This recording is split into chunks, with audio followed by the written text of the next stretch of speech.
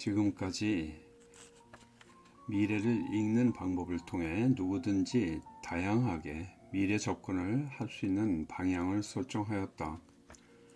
워낙 광범위하게 탐색되었기 때문에 누구든 자기 자신에 맞는 미래 읽는 방법을 찾아 자신을 위한 미래를 설계하여 미래를 개척하는 데 도움이 될 것으로 믿는다. 여기서 꼭 강조하고 싶은 말은 첫째, 미래학은 실용적인 학문이라는 점이다. 그렇기 때문에 미래를 읽는 방법 중에서 자신에게 실용 가능한 범주를 찾아 실천해 나가야 한다는 점이다. 둘째, 미래학에서는 자신의 미래 설계는 자기 스스로 선택적으로 설계해야 한다는 점이다. 즉, 자신의 미래 처방전에 여기에서 제시한 미래 읽는 법을 그대로 적용하는 것이 아니라 자신에게 가장 알맞은 것을 만들어야 한다는 점이다. 지금 우리 앞에 놓여 있는 각자의 미래는 가능한 방법을 선택하면 반드시 이룰 수 있는 선택적 미래라는 점을 강조한다. 1. 미래를 읽는 방법, 활용 기본 능력. 미래를 읽는 방법을 활용하는 능력은 각자의 능력과 개성에 따라 다양하게 나타날 수 있으나 가장 기본적인 것을 제시하고자 한다. 여기에 제시하는 것들을 습관해 놓으면 많은 도움이 될 것으로 믿는다. 세 가지 변화를 구체화시키는 습관을 기른다. 첫째, 점진적인 변화를 구체화시켜라. 반드시 점진적인 변화에서 추세, 가령 과거로부터 지금까지의 변화 추세, 대학 진학률, 출생률 같은 것들, 그러한 추세를 읽고 5 내지 10년 기간에 적용해서 구체성을 찾아보자. 둘째, 분기점을 찾아내라. 변화에서 분기점은 반드시 전환적인 변화를 일으킨다. 분기점에서 발생할 전환적인 변화의 유형을 3가지 이상 들어보자.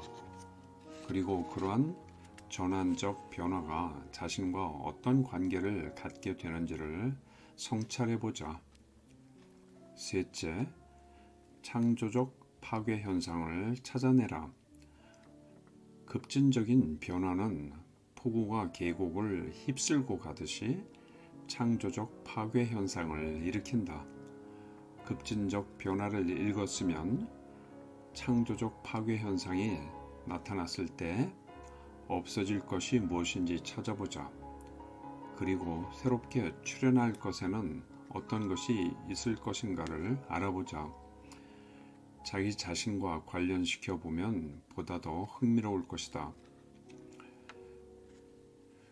2가지 변화에 특별한 관심을 가자. 첫째, 주된 변화에 대한 주변 변화에 관심을 가져라. 우리는 주된 변화에만 관심을 가진 나머지 주변 변화에 대해 무관심해서 손해를 보는 경우가 있다. 예를 들면 수입용 밀가루 값이 오르면 라면 값, 짜장면 값, 빵값 등 밀가루로 만든 모든 음식값이 오른다. 둘째, 규범적 미래와 자연 발생적 미래의 차이를 읽어라. 규범적 미래는 어느 시점에 도달하기 위해 정해놓은 목표이다. 연간 매출, 5년 후의 매출, 10년 후 자신의 인생 목표 등이다. 이와 같은 규범적 미래는 기대치이고 꿈이고 또 바람이다. 그러나 실제로는 자연 발생적 변화에 의해 미래가 만들어진다. 그렇기 때문에 자연 발생적 변화와 자연 발생적 미래를 탐색하는 일이 매우 중요하다. 미래에 대한 불필요한 거부감이 자신에 대한 재앙을 부른다. 첫째, 자신에게 불리한 미래 예측도 적극적으로 수용하여 발전시켜라. 많은 사람들이 자신에게 불리한 예측은 나오지 않기를 바란다. 이러한 예측을 받아들이지 않고 거부하는 사람은 재앙을 만나게 된다. 둘째, 신조어를 적극적으로 수용하라. 우리 주변에서 보면 신조어를 거부하고 신조어에 친숙해지지 않는 사람은 주변 사람들과 의사소통이 되지 않고 어떤 경우에는 미래를 준비하거나 어떤 변화를 수용하는 과정에서 항상 지각생이 될 수 있다. 확실한 미래는 빨리 시작하라. 미래는 확실한 미래가 있고 불안정된 미래가 있다. 확실한 미래는 빨리 선택하여 남보다 빨리 시작하는 것이 성공의 지름길이다. 우리는 흔히 주변에서 성공한 사람들을 볼 때 유행이 운이 좋아서 꿈을 이룬 사람으로 생각하는 경우가 많다. 실제로 이러한 사람들은 확실한 미래를 선택하여 10년이나 30년간을 노력한 그런 사람들이다.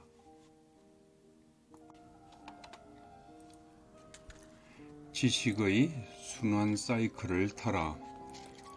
자신이 읽은 미래가 지식의 순환 곡선을 타게 되면 성공의 길로 접어들게 된다. 물론 지식의 순환 과정에 따른 노력도 필수적으로 이루어져야 한다. 하나의 종족으로서 인간은 앞선 세대로부터 학습을 하는 것과 마찬가지로 자기 자신의 경험으로부터 학습을 해왔다. 인간은 지식을 보존하고 창조한다. 우리가 살고 있는 사회의 지식 성장은 정상적인 지식의 자연 증가에만 따르는 것이 아니고 혁명적인 도약과 새로운 지식과 낡은 지식의 교체에 의하여 이루어진다. 물리학자나 천문학자들에게는 우주는 물질적인 것이라기보다 정신적인 것이며 현실적인 것이라기보다는 이상적인 것이다. 또한 확실성이라기보다는 패러독스적인 것으로 취급되어 왔다. 이러한 인간의 호기심은 달 표면에 인간의 발자국을 남겨놓았다. 우리들은 지금 라디오나 망원경 그리고 전파를 통하여 먼 거리에까지 메시지를 발신하고 우주 속에서 이웃과 친구를 찾아 자기와의 동반자를 마련한다. 오늘과 달리 내일에는 무엇을 배울까? 2030년대까지 판도라 상자에서 무엇이 나타날 것인가? 우리는 인간의 역사를 통틀어 볼 때 지식은 계속적인 불완전한 상태에 있다는 결론을 내릴 수 있다. 아직까지 거의 대부분의 지식은 특정한 시대나 장소에 따라서 인간의 생존을 위해서는 불충분하다. 우리들은 계속해서 지식의 새로운 영역을 개척하고 확대해 나가야 한다. 미래를 지식의 성장과 순환 과정에 순환시켜라.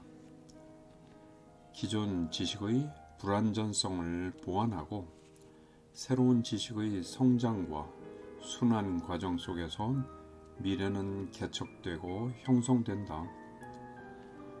토마스 쿤은 지식의 성장은 지식의 순환 과정 속에서 발생한다고 주장하고 있다.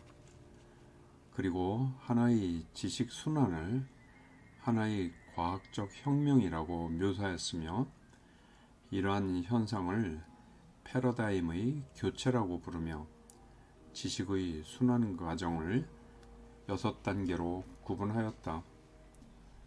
첫 단계에서는 모든 과학자들이나 전문적 종사자들이 연구의 지침이 되는 이론적 구조체제인 전통적이고 낡은 패러다임에 따라 연구를 하게 된다.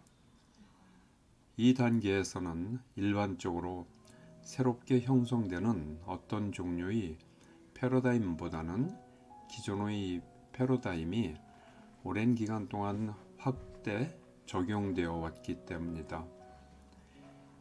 이 기간 동안의 연구 활동은 정상적인 과학 활동으로 취급된다. 둘째 단계에서는 점차 낡은 패러다임으로는 도저히 설명할 수 없는 예외적인 이론이 노출된다.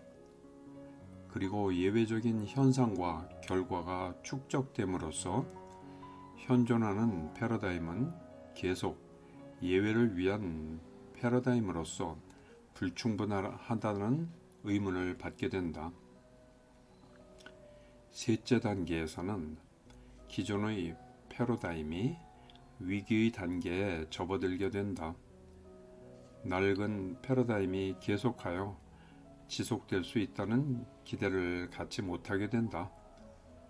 그러나 새로운 패러다임도 확정되지 못한다.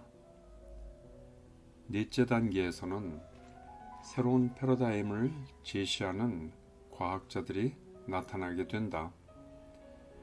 이러한 과학자들은 영웅적인 취급을 받게 되어 새로운 패러다임이 생명력을 갖게 되는 역사적 순간을 맞이하게 된다.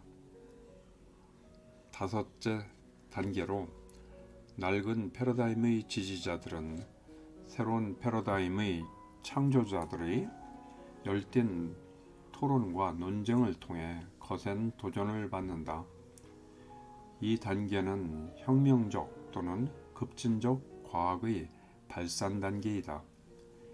이 단계에서 훌륭한 과학자가 태어나고 기존의 패러다임은 파괴되어 노벨상을 받는 사람과 탈락하는 사람이 생기게 된다. 여섯째 단계에서는 많은 토론과 논쟁을 거치고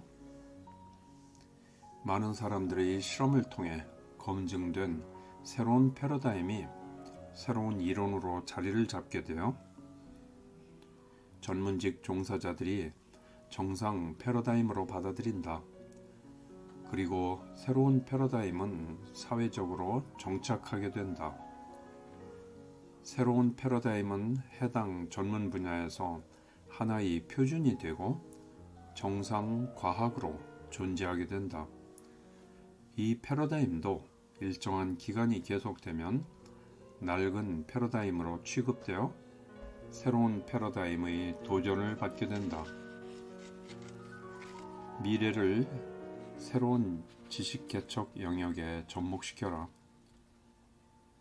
앞으로 지식 산업 시대를 맞이하여 새로운 지식 개척 분야가 열리게 된다. 지식 그 자체도 본질적인 의미를 바꾸어야 한다.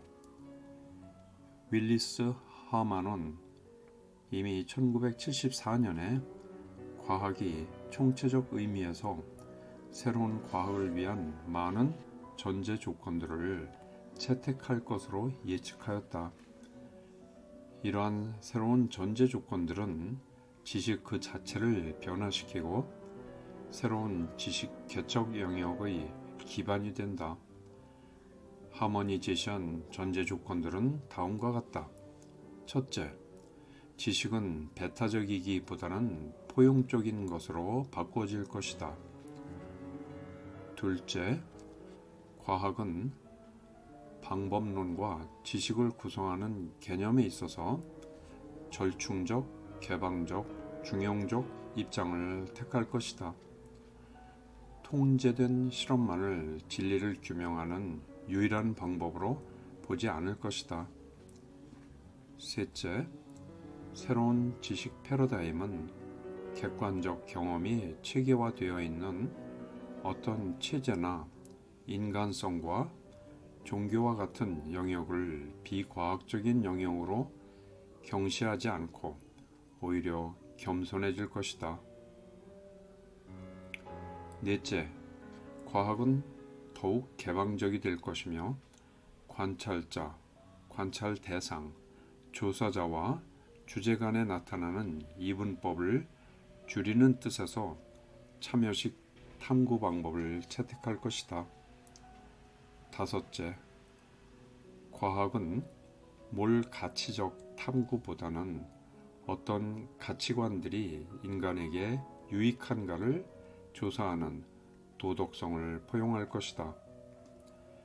여섯째, 과학은 자유의지 대 결정론, 물질주의 대 선업론, 종교 대 과학을 서로 반대되는 것으로 보지 않고 이들 간의 조정과 상호 보완적 원리를 강조할 것이다. 일곱째, 새로운 지식 패러다임은 의식 수준의 개념이나 주관적 경험 수준의 개념과 결합될 것이다.